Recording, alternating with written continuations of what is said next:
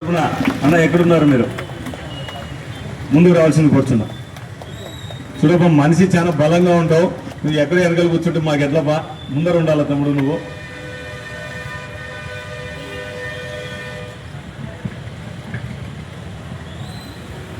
మనకు ఇంతకుముందు ఇక్కడ ఎగ్మోర్ ఆగేది 11:30 సమయంలో. మీకు మధ్యకుందో లేదో నాకు వెళ్ళారు, చాలామంది వెళ్ళింటారు. అప్పుడు మేము తిరుపతికి వెళ్ళడానికి మనకు ఆ టైంలో 9 గంటలకు లాస్ట్ బస్ ఎక్కితే ఇంకా తాడపత్రికో గుర్తుకో వెళ్ళాలంటే ఏమి రవాణా సౌకర్యం కూడా ఉండదు. ఆ టైంలో మనం రాయలచీరకు అయితే ఏదో బైక్ వేసుకున్నాం, ఆటో మాట్లాడుకున్నాం, వెళ్ళి ఎక్కేవాళ్ళం.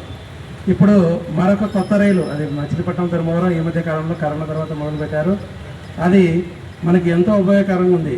ఇక్కడ చాలామంది వాళ్ళ విద్యార్థులు, వాళ్ళ పిల్లలు ఖచ్చితంగా విజయవాడ, గుంటూరు, ఇలా హైదరాబాద్, ఇలా చాలా ఊర్లలో చదువుతున్నారు. వారి కోసం ఈ రైలు ఎంతో ఉపయోగకరంగా ఉంటుంది. ధర్మవరం మచిలీపట్నం రైలు రవికుమార్ అన్న చెప్పినట్లు మేము నిన్న సోమవారం ఎంపీ గారిని కలిసినప్పుడు ఆల్రెడీ ప్రపోజల్ ఉంది. జోనల్ మీటింగ్ జరిగితే ఖచ్చితంగా అది ఆగుతుంది అని చెప్పారు. మనం రాయలచెరువు మచిలీపట్నం ధర్మవరం రైలు ఆగగానే మన పోరాటాన్ని విరమించకుండా ఇక్కడ రాశారు తిరుమల ఎక్స్ప్రెస్, ఇప్పుడు కొత్తగా వేశారు. అది కడప నుంచి అన్నవరం, అలా విశాఖపట్నం, ఇలా విజయనగరం ఇలా వెళ్ళడానికి చాలా ఉపయోగకరంగా ఉంటుంది. అది ఈ మధ్య గుంటకల్ నుంచి అక్కడికి తిరుమల ఎక్స్ప్రెస్గా మార్చి వేశారు. ఇది తిరుపతికి, అన్నవరం, విజయవాడ, విజయనగరం, విశాఖపట్నం చాలా లాంగ్ ట్రైన్. ఇది కూడా మనకి రాయలసీమలో ఆగాలి. ఈ ధర్మవరం మచిలీపట్నం ఒక్కటే కాదు, ఎగ్మోర్ రైలు, రాయలసీమ ఎక్స్ప్రెస్ కూడా ఇంతకుముందు మనకు రాయలసీమలో ఆగేది. కరోనా కొంతమంది జీవితాలనే కాదు, ఈ రవాణా సౌకర్యాన్ని కూడా మనకు కాకోకుండా చేసింది. మనకు ఎంతో దగ్గరగా ఉన్న రాయలసీమ రైల్వే స్టేషన్లో ఈ రైళ్ళు ఆగడం వల్ల చాలా ప్రయోజనకరంగా ఉంటుంది. కాబట్టి ఖచ్చితంగా దీన్ని సాధించుకోవాలి. ఈరోజు ఇక్కడికి వచ్చిన వారు ఖచ్చితంగా అన్నగారు చెప్పినట్లు ఒక అప్లికేషన్ వాళ్ళు గ్రూప్లో పెడతారు. ఆ గ్రూప్లో పెట్టకపోయినా ఇక్కడ ఎక్కడో చోట జిరాక్స్ సెంటర్లో ఖచ్చితంగా ఒకసారి బయటకు వచ్చిందంటే ఖచ్చితంగా బయట ఉంటుంది.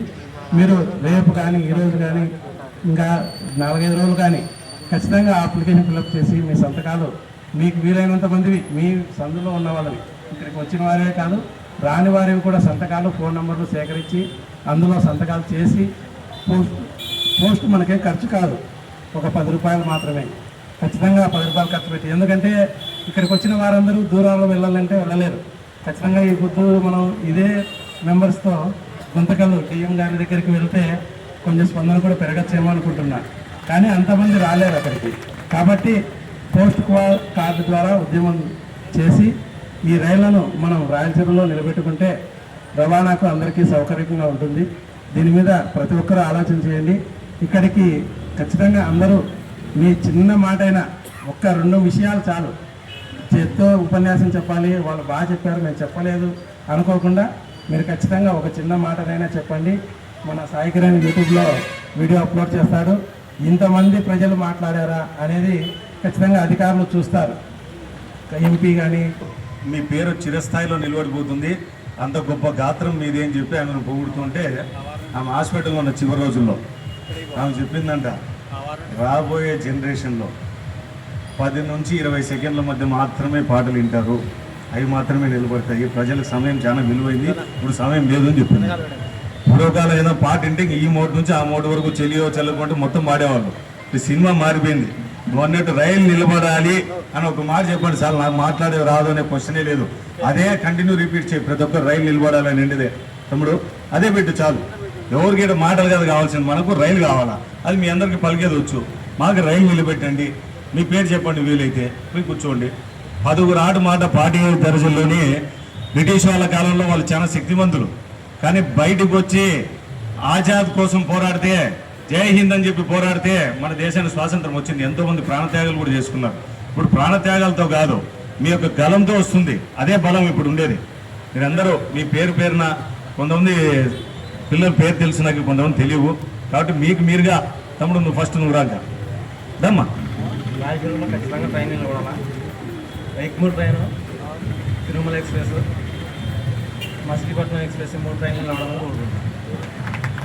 చెరువులో ట్రైను ఆపాలని మనస్ఫూర్తిగా చెప్తానా. ధన్యవాదాలు. మనకి ఒక మాట చెప్పాడు, మనమేమో ఒక కొత్త రైల్వే స్టేషన్ అడగలేదు, కొత్త రైలు అడగలేదు. ఇంకా మనం ఉన్న స్టేషన్లోనే మనకి ఆగాల్సిన ట్రైన్ ఆగితే చాలని చాలా బాగా వివరంగా చెప్పారన్న. దీనికోసం అర్థమైన జనాలంతా ఇక్కడ ముందు కూర్చున్నారు. మీ గలమంతా ఏ రోజు వచ్చినా ప్రతి గొంతు వినపడాలి. వచ్చి సమావేశం ఏర్పాటు చేసిన ప్రతి చోటికి రండి. మనమంతా పోరాడితే సాధించలేనిది ఏమీ లేదు.